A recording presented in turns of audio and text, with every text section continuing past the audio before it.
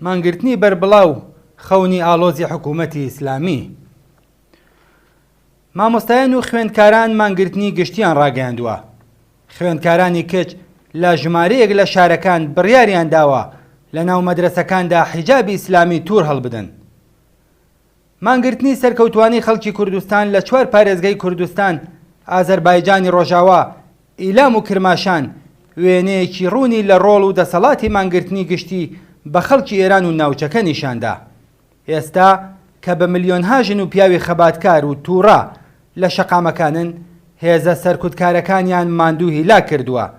مانگرتنی گشتی کرێکاران، گواستنەوە، بەڕێوبەرایەتی حکوومەت، قوتابخانە و زانکۆکان، بازاڕ و بازرگانی فشارێکی زیاترە خەنە سەر حکوومەتی ئیسلامی و گەلێک یەکلاکەرەوە دەبێت.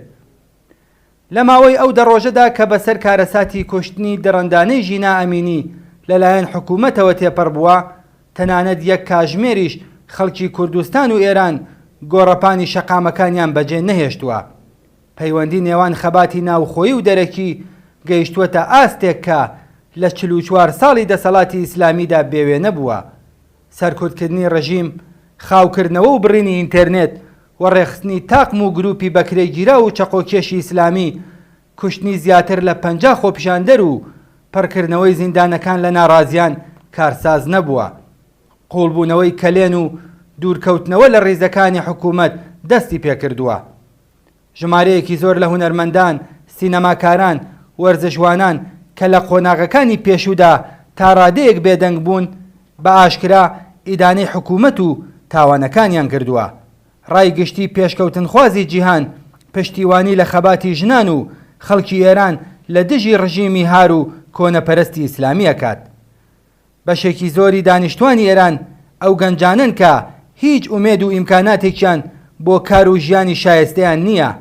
ئەم گەنجانە خاوەنی ئەزمون و پەروەردەیەکی باشن و ئاشنای بارودۆخی ئێستای جیهانن. ئەم هێزە گەنجە بە هیچ شتێک کەمتر لە بارودۆخی ژیان و کاری گەنجانی دیکەی جیهان ڕازی نابێت. حکوومەتی ئیسلامی کە شەرعیەتی سیاسی خۆی لەدەستداوە و سەروەریەکەی لەلایەن جەماوەری خەڵکی ئێرانەوە کەوتووەتە ژێر پرسیار، لە نێو وڵاتانی جیهاندا هاوپەیمانەکانی سنووردارن و دەسەڵاتی مانۆڕدانی لە کەلێنی نێوان زلهێزەکانی جیهاندا گەلێک سنووردار بۆتەوە. لەم ڕووەوە تەنها ئامرازێکی کە بۆی ماوەتەوە پەنابردنە سەرکوتکردنی ڕاستە و خۆیە. لەوەها دۆخێکدا دەستپێکردنی مانگرتنی گشتی پشتی ڕژیم ئەشکێنێت. ئەزمموی مانگرتنە سەرکەوتووەکانی کوردستان و مانگرتنە چارە نووسازەکانی ئێران لە ساڵەکانی 56 و 57 دەتوانێت زەمینە بۆ مانگرتنی نوێ خۆش بکات. پاراستنی یەکڕێزی نێوان خەڵکی کوردستان و ئازەربایجان لە نێوان ناوچە تێکەڵاوەکانی شیعە و سوننا، پێشگرتن لە گرژیە مەزهەبی و نەتەوەییەکان، پشتبەستن بە هاوچارە نووسی و بەرژەوەندیە هاوبەشەکان، ڕیزەکانی جەماوەر لە دژی ڕژیم بەهێزترەکات.